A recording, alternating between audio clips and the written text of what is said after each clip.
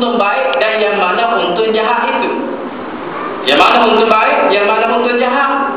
Jin jawab bahawa untung baik itu iman dan taat, dan untung jahat itu kufur dan maksiat.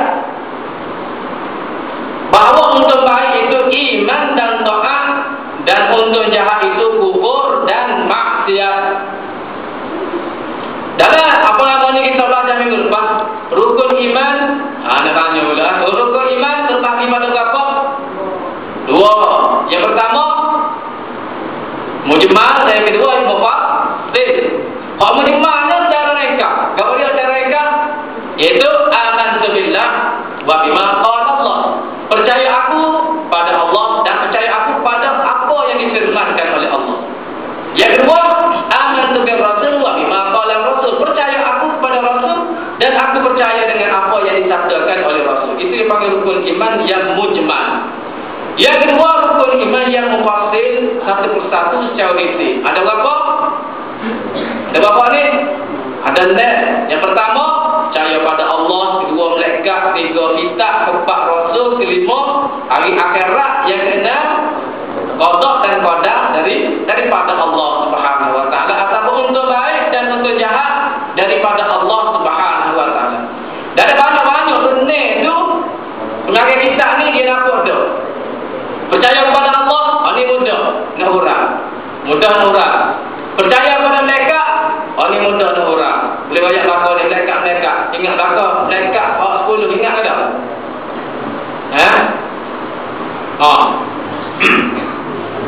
Apa tengok saya tu? Internet. Mari. Ada orang dia menulis.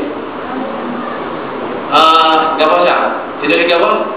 Aku tidak percaya iblis itu kafir. Tak ada. Aku tidak percaya iblis itu kafir, tetapi malaikat taat melulu ataupun malaikat itu bodoh. Dia tulis. Orang Melayu tu, dia tulis. Dia asal kata baru. Melayu tulis tu. Mungkin tulis Romi Melayu. Kalau orang kafir dia tidak percaya amalan itu tu, pasal orang pun jawab. Lepas dia berkata, dia kata, bapa dia kata, apa nama ni, iblis tu kafir. Sebab dia kata, nak kata kafir pun, moga iblis tu tidak sujud kepada Nabi Adam. Bukan dia tidak sujud pada Allah Subhanahu wa taala. Mereka bodoh. Semua Nabi Adam. Ada pun nak kata itu. Pasal kita belajar bab mereka ni. Jangan kau mereka bodoh. Jangan mereka bodoh. Aku tidak percaya. Itu soal. Aku tidak percaya iblis itu kafir. Bahkan percaya iblis kafir. Tapi dia yang menghukumkan iblis itu kafir. Apa dia? Hukum iblis kafir.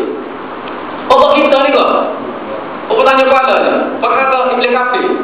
Kenapa dia? Yang mengatakan iblis itu kafir ialah Allah Subhanahu wa taala. Allah Taala sendiri ya.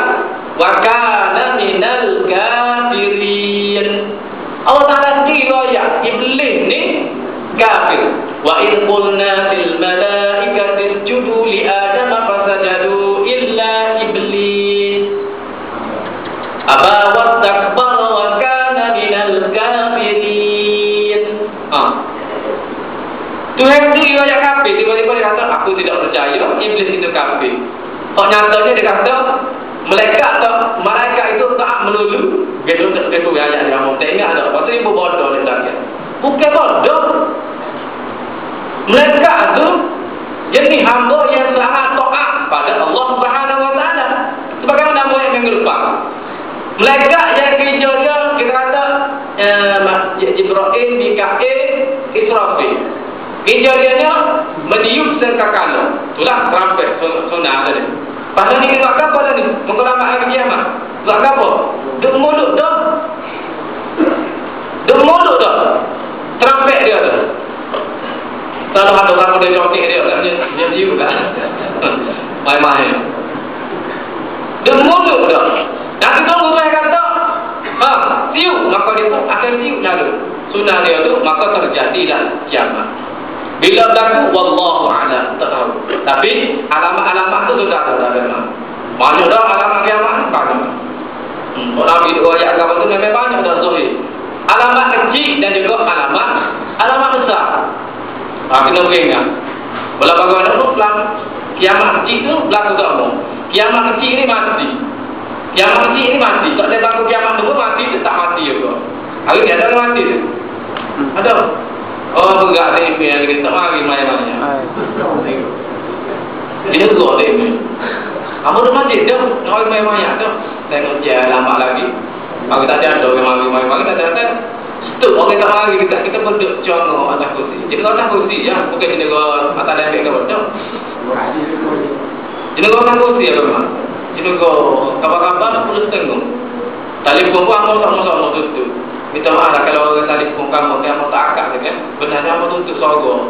Kau tu dia. Orang panggil kamu silent. Tempat saya sorga, kamu takut tak ingat tadi semaya kan. Biasa duduk semaya. Masjid kan. Betul kamsa, tidak tutup handset anda. Buat takbir Allah, apa kau tengok punya kita. Nak marah, kau yang telefon nak marah kita sendiri. Sebab kita royak, sila matikan handset anda. Kita royak gitu, lalu kita royak belum. Dulu royak, tutup konten-konten tu. Bunyi konten macam belum kau tu gitu tu kan. Sudah mayat, sudah gini gapo, telefon. Halo, assalamualaikum. Tak tahu kau gini mayat. Nak tahu juga ada. Kena nak kita. Suci waktu, alhamdulillah. Akhir kita orang ramai. Baik. Gapo ni? Jika ditanyai orang kita yang mana, bila kita dah ada banyak tu, perkara yang keenam lah, yang paling payah sekali dalam bab hukum ini. Bab mereka kita boleh royak, bab kita boleh royak, bab rasul boleh bila, akhirat kita boleh bila. Tapi kalau bab qada dan qadar, lagu mana kita nak royak kau ni? Qada dan qadar. Gak boleh qada, gak boleh qadar. Kita faham ayat ni. Ini boleh kita mula ya. Pada banyak kali tak tulis saya ingat. Tentu saya ingat. Apa saya ingat kalau tak tulis. Tapi kalau kita tulis, insya-Allah kita ingat. Kalau tanya kita, qada apa dia? Qada apa dia? Qada apa dia? Qada apa dia? Ada? Qada apa? Qada apa? Subuh apa? Bubu apa? Beliau ya ada. Mula-mula bubur dulu tak? Kau suka dulu? Kau sekali? Bubur apa? Untuk baik. Qada dan qadar. Qada dulu ke qadar dulu?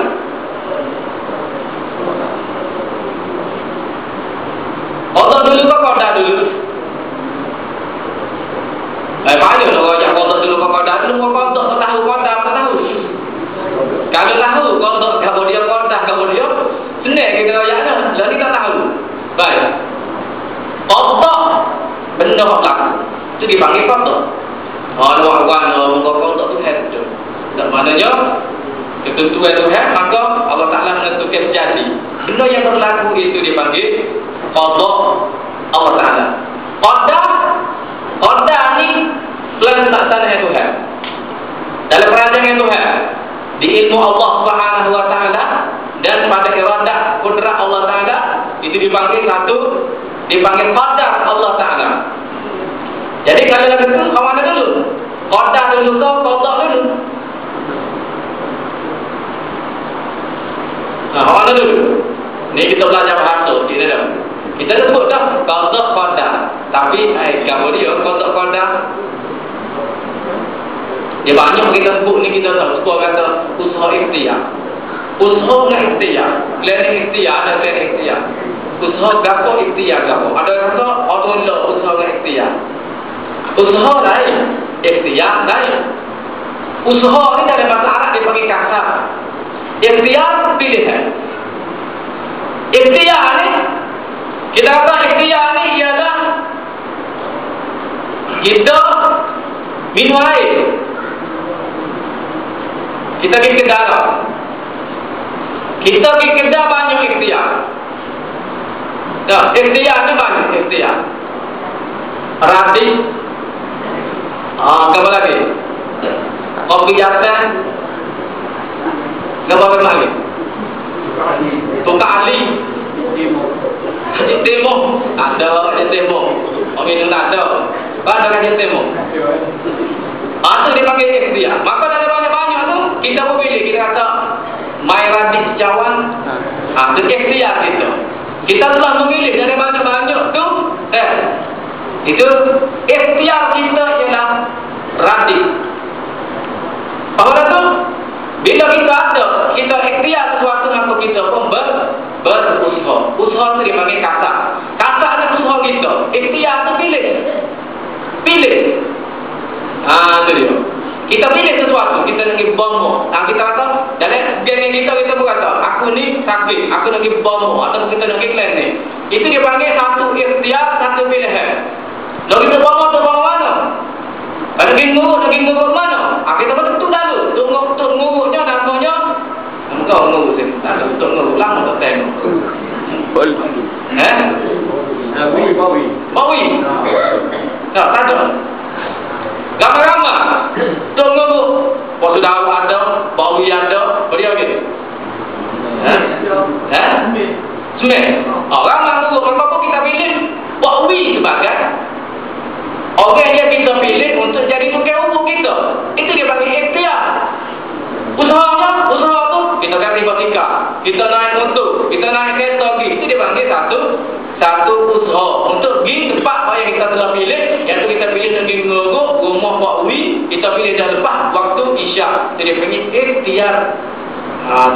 Baik.